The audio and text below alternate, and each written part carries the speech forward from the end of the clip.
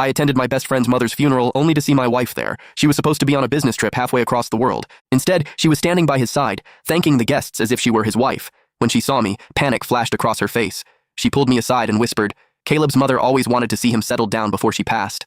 I'm just helping him fulfill her final wish. Don't overthink it." Even my so-called best friend put a hand on my shoulder. "I'm just borrowing my sister-in-law for a favor, Ben. Besides, respect the dead. You wouldn't be that petty, would you?" I sneered and brushed his hand off, shoving my wife into his arms. "Of course I don't mind. Why don't you celebrate a wedding and a funeral on the same day? It's a 2-for-1 deal." The room fell into a heavy silence. The guests, unaware of the truth, began to whisper and stare at us. Lydia glared at me, her eyes wide with disbelief. "Bennett, do you even hear yourself? This is Caleb's mother's funeral. You're being incredibly disrespectful." Disrespectful? Me? I almost laughed out loud at the irony. 2 days ago, she told me her company was sending her out of state for a week. I was the one who packed her suitcase. If I hadn't come to pay my respects today, I never would have known. Her business trip was actually a role play as the lady of my best friend's house. No wonder she wouldn't let me drive her to the airport. This was a calculated lie from start to finish. How did she have the nerve to lecture me on manners? Lydia seemed to realize she was in the wrong when I didn't back down. She reached out and grabbed my arm.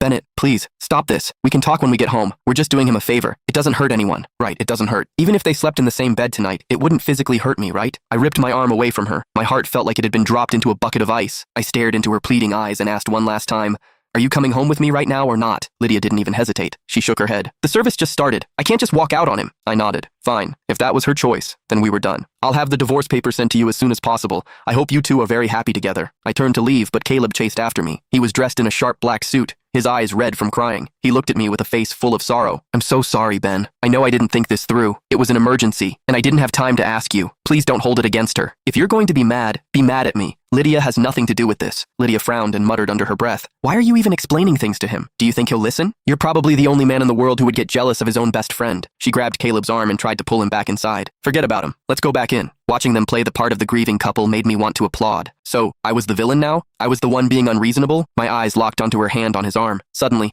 a lot of memories started to click into place. I hated seafood, but Caleb loved it. Lydia's signature dish was seafood paella. She used to tell me not to let food go to waste, so she'd insist I invite Caleb over for dinner. I was stupid enough to think she was just being a good host. I was the fool who invited the wolf into my own home, or the times I went away for work.